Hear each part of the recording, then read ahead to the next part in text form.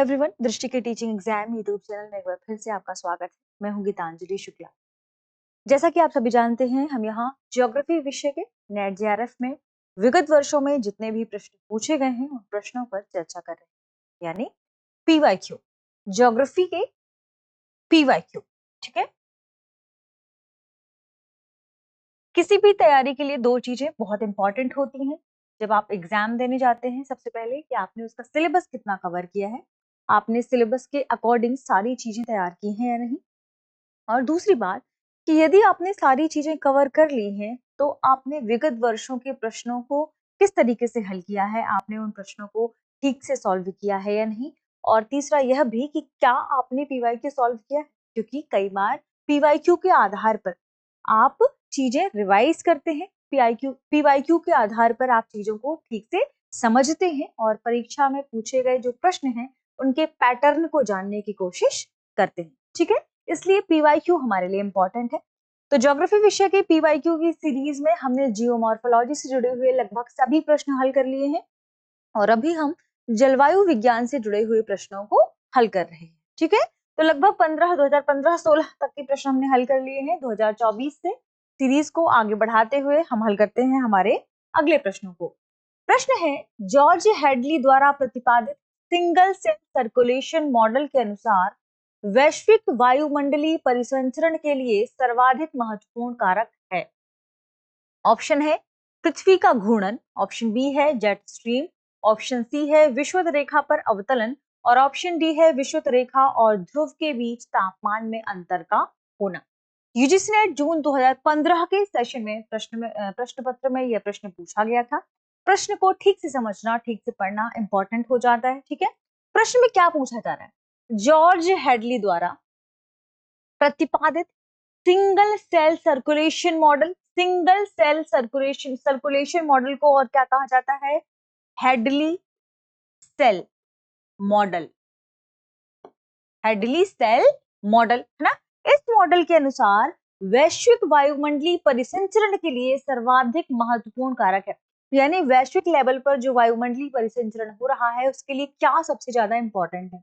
और चार आपके पास ऑप्शन है। जब हम बात करते हैं हेडली सेल मॉडल की तो हम किस सेल की बात कर रहे होते हैं, उष्णकटिबंधीय सेल की। उष्णकटिबंधीय सेल कौन सी सेल है, जो तीन मॉडल सेल के हमने पढ़े हैं हमारे प्रीवियस क्लासेस में, उसमें से ये पहला मॉडल है और ये पहली उष्णकटिबंधीय सेल से जुड़ी हुई है। कैसे, क्योंकि इस सेल का निर्माण, इस कोशिका का निर्माण कहाँ होता है, उष्णकटिबंधीय रीजन में होता है। जैसे हम सभी जानते हैं पृथ्वी में बीचों बीच जो रेखा है उसे हम भूमध्य रेखा या विषुवत रेखा कहते हैं। और यहाँ पर उष्णकटिबंधीय रीजन में 23.5 डिग्री मानकर चलिए, अमूमन हम 23.5 डिग्री लेकर चलते हैं। सामान्य तौर पर आप इसे 20 से थोड़ा सा 5 डिग्री और बढ़ा सकते हैं, 30 डिग्री मान लीजिए। ठीक है, तो यहाँ पर उष्णकटिबंधीय रीजन में क्या होता है, बहुत अधिक सूर्य का तापमान पड़ता है। सूर्य के तापमान का, यहाँ पर तापमान की जो मात्रा है वह क्या है, सर्वाधिक है। क्यों, क्योंकि यहाँ पर डायरेक्ट सनलाइट प्राप्त होती है। यहाँ इस सेल को पढ़ने की जब बात की जाएगी, ध्यान रखिए इस सेल के प्रतिपादन का श्रेय जॉर्ज हेडली को जाता है। इस वजह से इसका नाम हेडली सेल है। यह प्रतिपादन उन्होंने 1735 में किया था, वर्ष 1735 में। ठीक है, ये फैक्ट है इसलिए हमने इसके बारे में चर्चा की, इंपॉर्टेंट है, ध्यान रखिएगा। हो सकता है सही जोड़ी मिलाने में या किसी अन्य प्रश्न में ये प्रश्न पूछ लिया जाए। ठीक है, जब हम बात करते हैं हेडली सेल की तो देखिए सूर्य से जो किरणें आपतित होती है वो सबसे ज्यादा सर्वाधिक मात्रा कहाँ पर प्राप्त होती है, भूमध्य रेखा पर प्राप्त होती है। सूर्यातप यहाँ पर प्राप्त होता है और इस रीजन में चूंकि ज्यादा सूर्यातप प्राप्त होता है, तापमान की मात्रा अधिक या तापमान की अधिकता होती है, तापमान की मात्रा ज्यादा होती है। इस वजह से यहाँ पर क्या होता है, हवाएं गर्म होकर ऊपर की ओर उठती है ना।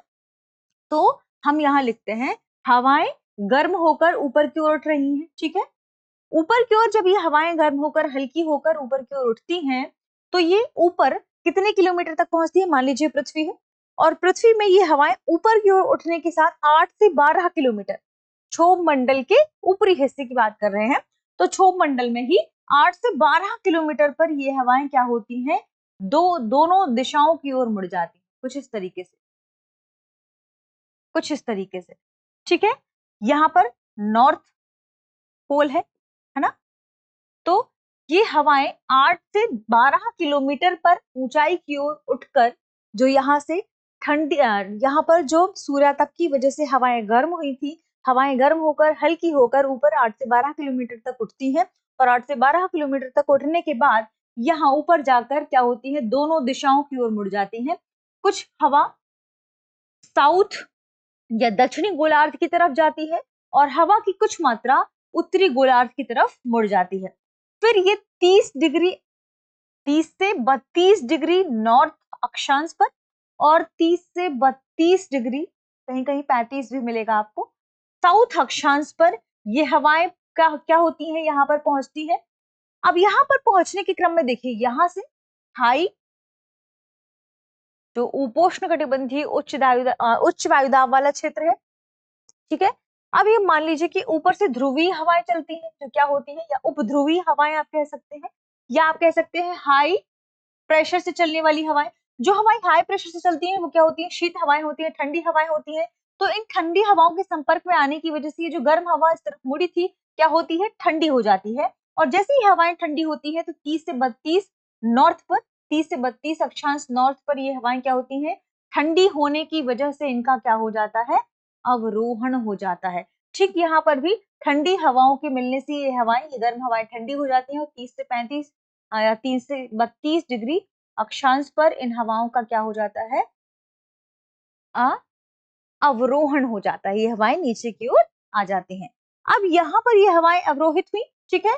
यहाँ पर क्या है, हम सभी जानते हैं व्यापारिक पवनें चलती हैं, ट्रेड विंड्स चलती हैं कुछ इस तरीके से, जो उपोष्ण कटिबंधीय से रीजन से कहाँ की ओर जाती है, भूमध्य रेखा की ओर जाती है। इन्हीं हवाओं के साथ ये हवाएं भी पुनः भूमध्य रेखा की ओर लौट जाती हैं। अब देखिए, ये हवाएं इस तरह से गर्म होकर ऊपर की ओर उठी थी, फिर यहाँ पर जाकर यहाँ पर क्या होता है, हाई प्रेशर, ठीक है, इस दिशा से इस दिशा की ओर मुड़ गई ये हवाएं। ऐसे मुड़ने की वजह से देखिए फिर यहाँ पर ये इनका ठंडे होने के बाद क्या हुआ, इनका फिर से अवरोहण हुआ और ये वापस से पुनः भूमध्य रेखा की ओर चलने लगी। तो ये पूरा एक कैसा बना, ऐसे कोशिकानुमा आकृति बन गई, सेल नुमा आकृति बन गई। और इस सेल के बारे में जो सबसे पहले प्रतिपादन किया था, किसने किया था, जॉर्ज हैडली ने किया था। इसीलिए इनके नाम के आधार पर इसे हैडली सेल कहा जाता है। ठीक है, क्या कहा जाता है, हैडली सेल। वर्ष 1735 है। अब यहाँ पर देखिए ये क्यों हो रहा है, ये सारी घटनाएं यदि हम बात करें जॉर्ज हैडली सेल की या हम बात करें सिंगल सेल सर्कुलेशन मॉडल की, तो इसके लिए मुख्य जिम्मेदार कारक क्या है, इसके लिए मुख्य जिम्मेदार कारक है यहाँ पर टेम्परेचर का अधिक होना और ध्रुवों पर टेम्परेचर का कम होना। क्यों, क्योंकि यहाँ पर टेम्परेचर ज्यादा है, इस वजह से ही हवाएं गर्म होकर ऊपर की ओर उठ रही हैं और ध्रुवीय क्षेत्र से जो ठंडी हवाएं आ रही हैं, यहाँ पर क्या है, हाई प्रेशर है, टेम्परेचर बहुत अधिक है, प्रचंड टेम्परेचर बहुत कम है, प्रचंड ठंडी पड़ी हुई है। तो यहाँ से जो हवाएं आती हैं वो ठंडी होती है। इन ठंडी हवाओं के आने से ये हवाएं क्या होती है, यहाँ ठंडी होकर नीचे इनका अवरोहण हो जाता है। अब देखिए यहाँ दो चीजें क्या इंपॉर्टेंट है, यहाँ पर जो ध्रुवों का तापमान है उसका माफ कीजिए, जो जो भूमध्य रेखीय क्षेत्र है यहाँ के तापमान का अधिक होना और ध्रुवीय क्षेत्र के तापमान का कम होना, इन दोनों के बीच में जो अंतर है, भूमध्य रेखा और ध्रुवों के बीच जो ताप का अंतर है, ये यहाँ मुख्य कारक के रूप में भूमिका अदा करता है। तो इस प्रश्न की यदि हम सही जवाब की बात करेंगे तो ऑप्शन डी, विषुवत रेखा और ध्रुव के बीच ताप में अंतर या तापमान में अंतर का होना हैडली सेल के सर्कुलेशन के लिए इंपॉर्टेंट है और वैश्विक वायुमंडलीय परिसंचरण के लिए सर्वाधिक महत्वपूर्ण कारक है। ठीक है, तो ऑप्शन डी इस प्रश्न का क्या होगा, सही जवाब होगा। ठीक है, आगे बढ़ते हैं और अगले प्रश्न पर चर्चा करते हैं। अगला प्रश्न है, पछुआ हवाएं और व्यापारिक हवाएं निम्नलिखित में से किन हवाओं के उदाहरण हैं। ठीक है, पछुआ हवाएं और व्यापारिक हवाएं, ट्रेड विंड्स। ठीक है, अब देखिए ऑप्शन क्या क्या है, ऑप्शन ए है मेसो स्केल, ऑप्शन बी है टोपो स्केल, ऑप्शन सी है मैक्रो स्केल और ऑप्शन डी है माइक्रो स्केल। ठीक है, ये प्रश्न भी यूजीसी नेट के जून 2015 वाले एग्जाम में ही पूछा गया था। हम सभी जानते हैं कि वायु की गति के आधार पर और विस्तार क्षेत्र कितना है, यानी यह कितने समय से कितने समय तक गति कर रही है, उसका विस्तार क्षेत्र कितना है, इसके आधार पर जो वायु है उसे 3 भागों में विभाजित किया गया। आमतौर पर आप कह सकते हैं, और भी इसके सब कैटेगराइजेशन किए गए हैं, लेकिन मुख्यतः 3 भाग हैं। कौन कौन से हैं? सबसे पहला बड़ा हिस्सा है वह है मैक्रो स्केल। क्या है? मैक्रो स्केल, माइक्रो स्केल वाली हवा, ये कौन सी हवा है? जो ध्यान रखें, जो पूरी दुनिया में हवा फैली हुई है, या कहें वैश्विक लेवल पर जो हवाओं का विस्तार है, उसे ही मैक्रो स्केल के भीतर शामिल हवा या वायु कहा जाता है। क्यों? क्योंकि ये वो वायु है जो हफ्तों तक अनवरत रूप से, अपरिवर्तित रूप से बहती रहती है। ठीक है, तो ये क्या, कई हफ्तों तक, कई हफ्तों तक, हफ्तों तक अनवरत और व अपरिवर्तित होकर अनिवार्य रूप से बहती है। अपरिवर्तित होकर, अपरिवर्तित होकर क्या होती है? अनिवार्य रूप से बहती है। तो पूरी दुनिया में जो हवाएं ये कई हफ्तों तक बहती हैं, उन्हें मैक्रो स्केल के भीतर शामिल कहा जाता है, कई हफ्तों तक अपरिवर्तित रूप से। जब हम इन हवाओं की बात करते हैं, तो जो पछुआ हवाएं हैं, जो व्यापारिक हवाएं हैं, पछुआ व व्यापारिक हवाएं इन हवाओं के भीतर शामिल होती हैं। ठीक है, ध्यान रखिएगा। दूसरा स्केल है हवाओं के ही संदर्भ में, इनके मापने के ही संदर्भ में, वह है मेसो स्केल। हालांकि मेसो स्केल एक सब कैटेगराइजेशन है, ध्यान रखिएगा। ठीक है, तो इसके भीतर क्या है? अब यहां तक जब हम मैक्रो स्केल की बात कर रहे थे, तो हमने कई हफ्तों की हवाओं को शामिल किया है। इसमें कुछ मिनट से लेकर कुछ घंटों तक की हवाओं को, कुछ मिनट से कुछ घंटों तक चलने वाली हवाओं को शामिल किया जाता है। ठीक है, जैसे हम बात करते हैं पर्वत समीर, जैसे हम बात करते हैं घाटी समीर की, जैसे हम बात करते हैं बवंडर की, है ना, ये सभी क्या है? ये इन्हीं के भीतर शामिल किए जाते हैं। ठीक है, जो तीसरा स्केल है वह है माइक्रो स्केल। ठीक है, माइक्रो स्केल, जब हम माइक्रो शब्द से ही समझ जाएंगे, माइक्रो यानी सबसे छोटी इकाई होगी ये माइक्रो, ये वायु को मापने की, वायु की गति के मापन। ठीक है, जब हम माइक्रो स्केल की बात करते हैं, तो ये वायु गति को मापने की सबसे छोटी इकाई, सबसे छोटा स्केल है। ठीक है, सबसे छोटा स्केल, सबसे छोटा पैमाना आप कह सकते हैं। क्या मापते हैं इसके जरिए? वायु की गति। तीनों वायु की गति को ही मापने के लिए, ध्यान रखें, तीनों क्या है? वायु की गति को मापने के लिए ही है ये तीनों स्केल्स। अब इसमें क्या है? इसमें कुछ सेकंड से लेकर कुछ मिनट की हवाओं को शामिल किया जाता है। कुछ सेकंड से लेकर कुछ मिनट तक की जो हवाएं शामिल हैं, उन्हें इनके भीतर शामिल किया जाता है, जो माइक्रो स्केल के भीतर आती है। ठीक है, और लास्ट में बचता है टोपो स्केल, जो कि क्या है? डाउन ग्रेड पर चलने वाला एक स्केल है। ठीक है, तो ये हमने चर्चा की दूसरे प्रश्न पर, और दूसरे प्रश्न को जानने की कोशिश की है, ये ध्यान रखिएगा। अब इसके सही जवाब की जब बातें पूछी जाएंगी, तो एक तो पछुआ हवाएं इसमें शामिल है, दूसरा व्यापारिक हवाएं इसमें शामिल है। तो पछुआ हवाएं और व्यापारिक हवाएं किसके भीतर शामिल हो जाती हैं? हमारा पहला स्केल है माइक्रो स्केल। ऑप्शन सी इस प्रश्न का क्या होगा? सही जवाब होगा। ठीक है, चलिए आगे बढ़ते हैं और अगले प्रश्न पर चर्चा कर लेते हैं। अगला प्रश्न है, जब जल वाष्पीकृत होता है, तो जल को वाष्पीकृत करने में प्रयुक्त ऊर्जा। ऑप्शन ए, वाष्पीकरण होने पर अगल बगल की हवा को गर्म करती है। ऑप्शन बी, पुनः कभी भी उपलब्ध नहीं होगी। ऑप्शन सी, वाष्पीकृत जल अणु में प्रच्छन्न ऊष्मा यानी लेटेंट हीट के रूप में जमा होती है। और ऑप्शन डी है, नष्ट हो जाती है। तो यूजीसी नेट जून 2015 के सेशन में ही प्रश्न में पूछा गया था।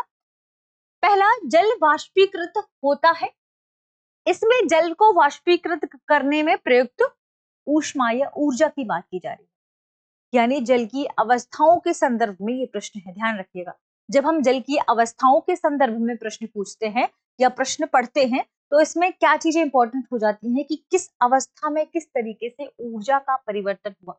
हाँ, और ऊर्जा का परिवर्तन क्या है? जल की जितनी भी प्रोसेस वाष्पीकरण में हम देखते हैं, वाष्पीकरण से लेकर, देखिए जल चक्र हम सभी ने पढ़ा है, और वाष्पीकरण से लेकर अंततः वर्षण तक जल विभिन्न प्रकार की अवस्थाओं से होकर गुजरता है, और इन विभिन्न प्रकार की अवस्थाओं में ही जो ऊर्जा है, जो ऊष्मा है, वह अलग अलग तरीके से प्राप्त होती है।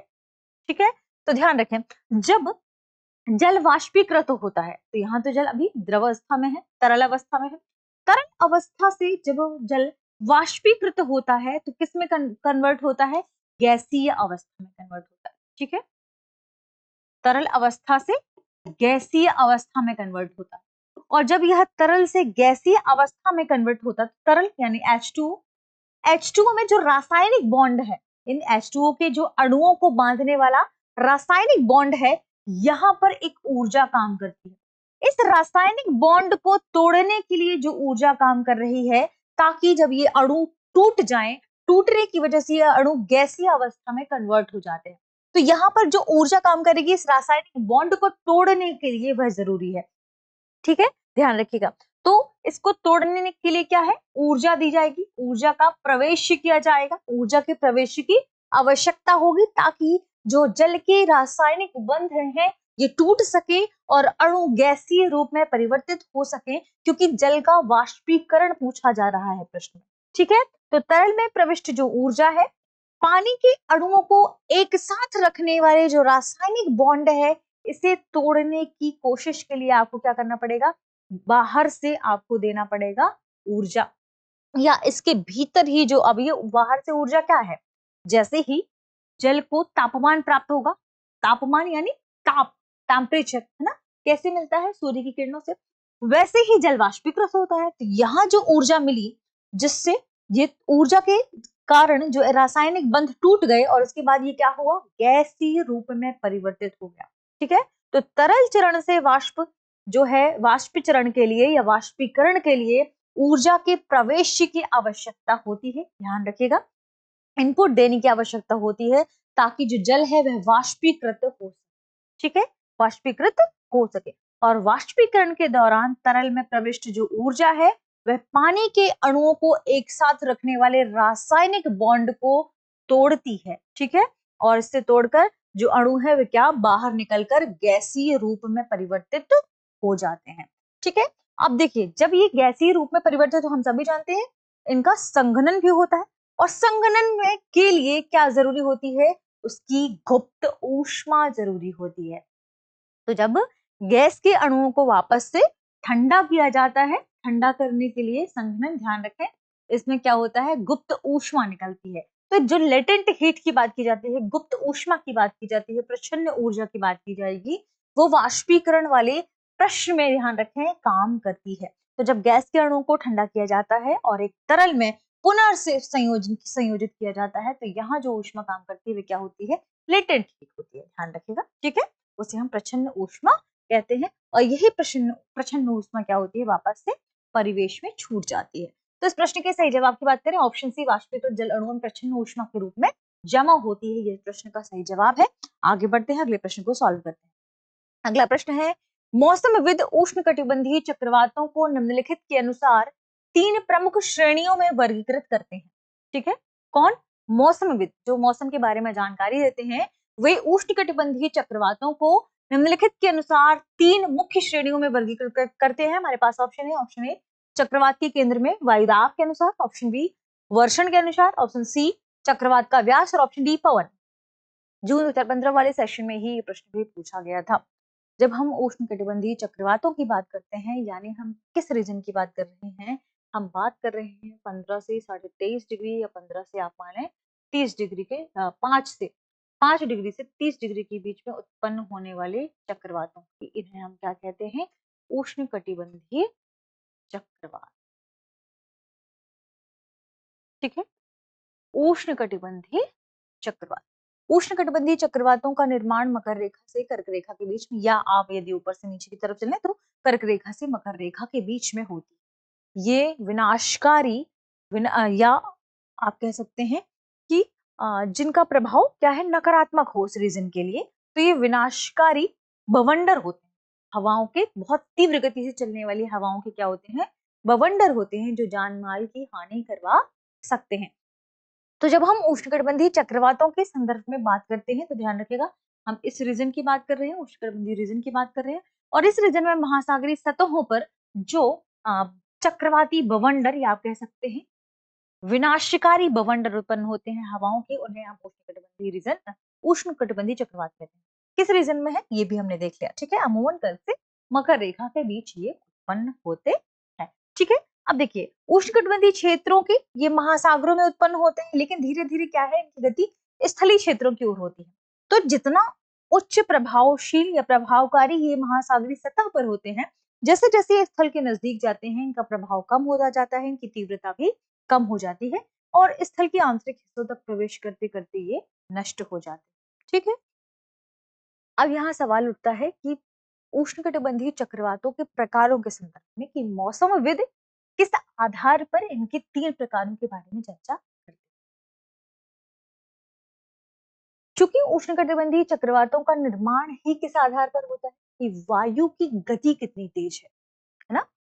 हम क्या कहते हैं कि उष्णकटिबंधीय रीजन में अधिक तापमान की वजह से यानी महासागरों का तापमान या 26.5 डिग्री प्लस हो जाता है या 27 डिग्री से अधिक हो जाता है, तो उष्णकटिबंधीय चक्रवातों के निर्माण के लिए जो दशाएं हैं वो मौजूद मौजूद हो जाती है। ऐसे में बहुत तीव्र गति से हवा हल्की होकर ऊपर उठती है और उसे भरने के लिए जो ठंडी हवा है उस स्थान को भरने के लिए बहुत तीव्र गति से आती है और कोरियोलिस बल के प्रभाव की वजह से, चूंकि हम अभी जानते हैं पृथ्वी परिभ्रमण कर रही है अपने अक्ष पर, तो इसकी गति की वजह से जो घूर्णन गति है, घूर्णन गति के कारण कोरियोलिस बल कार्य करता है, तो बहुत तीव्र गति से जो हवा का वेग है वो क्या होगा, जैसे ही हवा तापमान की वजह से एक स्थान से हल्की होकर ऊपर उठी, उस स्थान को भरने के लिए कोरियोलिस बल की वजह से तीव्र हवा, ठंडी हवा बहुत तीव्र गति से आती है उस स्थान को भरने के लिए। और वहां पर कोरियोलिस बल कैसे कार्य कर रहा है, घूर्णन गति की वजह से गोल गोल, ठीक है, तो वक्राकार वो हवाएं ऊपर की ओर बहुत तीव्र गति से चलने लगती हैं। और जैसे ही, क्योंकि ठंडी हवा आ रही है, गर्म हवा ऊपर की ओर जा रही है, तो ये हवा, ये स्पीड तेजी से पकड़ लेते हैं, इसकी वजह से बवंडर आते हैं। और जब भी हम उष्णकटिबंधीय चक्रवातों की बात करेंगे तो उष्णकटिबंधीय चक्रवातों का जो केंद्र वाला स्थान है, जहां से हवा पहले गर्म होकर महासागरीय क्षेत्र से ऊपर की ओर उठी, उस स्थान को भरने के लिए ठंडी हवा बहुत तीव्र गति से आई, चारों तरफ से ठंडी हवा आएगी और ये राउंड ऐसे करके गोल हवाएं ऊपर उठ जाएंगी बवंडर की तरफ। अब जो बीच में स्थान बचता है, ठीक है, वो क्या है, चक्रवात की आंख है। जो नीचे स्थान बचता है जहां से गर्म हवा उठ रही है वो चक्रवात की आंख है। उस रीजन के लिए जो मौसम है बिल्कुल साफ होगा, लेकिन आसपास वाले रीजन में बहुत तीव्र गति से बारिश होती है। ये हमने चर्चा की उष्णकटिबंधीय चक्रवातों के बारे में। चक्रवात कितना विनाशकारी होगा ये तय करता है कि वहां वायु की गति कितनी, ठीक है। यदि वायु की गति 32 किलोमीटर, यदि वायु की गति 32 किलोमीटर प्रति आवर है तो ये चक्रवात क्षीण चक्रवात कहलाता है, क्षीण चक्रवात कहलाता है। यदि वायु की गति, चक्रवाती जो अवस्थाएं, उष्णकटिबंधीय चक्रवाती स्थिति जो पैदा हो रही है, यदि इसमें जो वायु की गति है वह 120 किलोमीटर प्रति घंटा है, 120 किलोमीटर प्रति घंटा, आप सोच सकते हैं कि हवाएं 120 किलोमीटर प्रति घंटे की रफ्तार से भी चलती हैं तो कितनी तेज होगी। तो इस स्थिति को कहते हैं कि हरिकेन की स्थिति पैदा हो, ठीक है। और यदि हवाओं की गति, वायु की गति 200 किलोमीटर प्रति घंटे से अधिक हो जाती है, 200 किलोमीटर प्रति घंटे से अधिक हो जाती है, तो इसे सुपर साइक्लोन की अवस्था कहते हैं। इसे कहते हैं सुपर साइक्लोन की अवस्था। यदि हम भारत की बात करें तो भारत में जो पश्चिम बंगाल वाला रीजन है, राज्य के भारत की बात करने के क्रम में भी चर्चा करते हैं, तो भारत में जो पश्चिम बंगाल वाला रीजन है ये, या आप कह सकते हैं पश्चिम बंगाल नहीं तो बंगाल की खाड़ी है ना, बंगाल की खाड़ी वाला जो रीजन है इसमें सबसे ज्यादा उष्णकटिबंधीय चक्रवात देखने को मिलते हैं। भारत के बारे में बात कर रहे हैं हम, ठीक है, तो यहाँ पर उष्णकटिबंधीय चक्रवात आते हैं, यहाँ से क्षेत्र ज्यादा प्रभावित होता है। तो साइक्लोन की स्थिति, तो जो उष्णकटिबंधीय चक्रवात है उनकी स्थिति कैसी है, उनकी गति के आधार पर डिपेंड करता है। और मौसमविद किसके आधार पर, देखिए वायु की गति के आधार पर, यानी पवन के वेग के आधार पर बता पाते हैं कि चक्रवात 3 प्रकार के हैं। इतनी किलोमीटर की रफ्तार यदि है तो ये इस कैटेगरी में शामिल होते हैं, ठीक है। तो इस प्रश्न के यदि हम सही जवाब की बात करें तो ऑप्शन डी, पवन का वेग, इस आधार पर जो मौसमविद है वो उष्णकटिबंधीय चक्रवातों को 3 भागों में डिवाइड कर चुके हैं, ठीक है।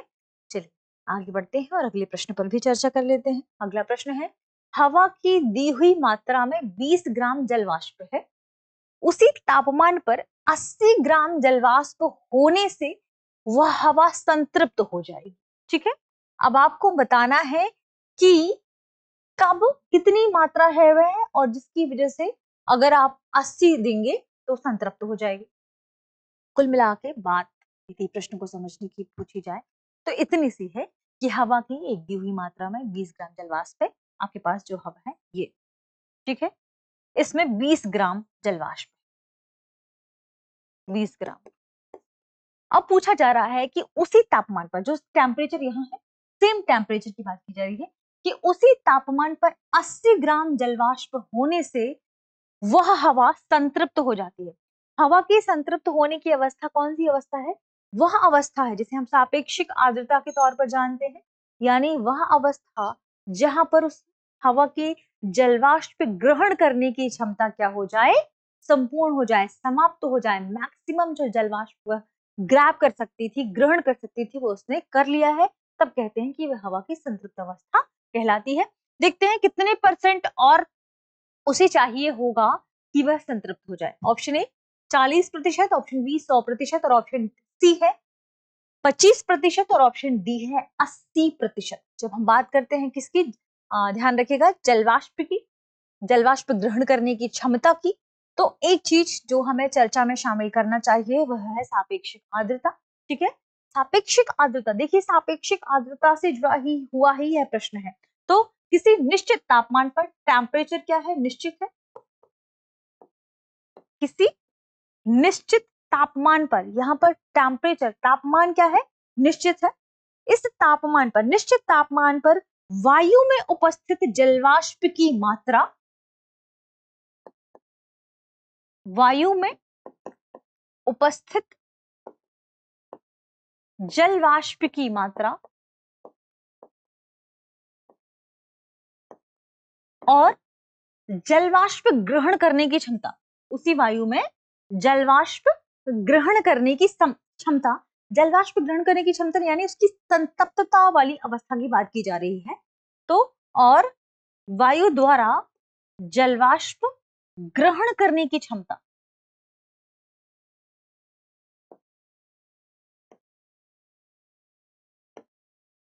ग्रहण करने की क्षमता, इसके अनुपात को क्या कहते हैं? सापेक्षिक आर्द्रता कहते हैं, है ना। टेम्परेचर क्या है? टेम्परेचर निश्चित है, ध्यान रखिएगा। इसे क्या कहते हैं? सापेक्षिक आर्द्रता। जब हम सापेक्षिक आर्द्रता की बात करते हैं तो यही होता है सापेक्षिक आर्द्रता। दरअसल ध्यान रखिए, आप वायु में उपस्थित जलवाष्प की मात्रा कितनी है? 20 ग्राम।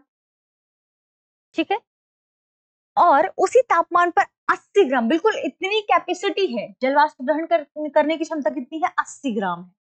अब आपको निकालना है कि कितने यहाँ पर प्रतिशत होगा। ये 100 में मान रहे हैं तो प्रतिशत के रूप में निकालना होगा। ठीक है, शून्य शून्य गया, ये कितना बचा? 200/8 कितना होगा? 25%। 8 दूनी 16, बचेगा कितना? 4, 8 पंचे 40, 25%। ठीक है, तो इस प्रश्न के सही जवाब की बात करें, ऑप्शन सी 25% इस प्रश्न का सही जवाब होगा कि 25%। ध्यान रखें, 80 ग्राम जो जलवाष्प की ग्रहण करने की क्षमता है उसमें से 20 जलवाष्प मौजूद है, यानी 25% मौजूद है। वैसे भी आप कैलकुलेट कर सकते थे कि अगर मान लीजिए इसकी पूरी कैपेसिटी 80 है, ठीक है, और 20 इसमें है, ठीक है, 20 80 क्या है? 100%। जलवाष्प ग्रहण करने की क्षमता 100% क्षमता है, मान लीजिए कितनी? 80।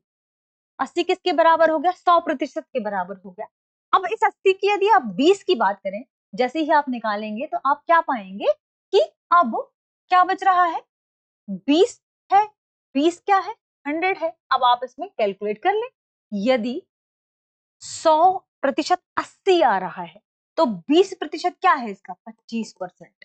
क्योंकि आप जब 25% को 4 बार कैलकुलेट करेंगे तो क्या आ जाता है? 100% आ जाता है, और 20% क्या है इसका? 25% के बराबर है। ठीक है, तो ये क्या होगा? ऑप्शन सी इस प्रश्न का सही जवाब होगा।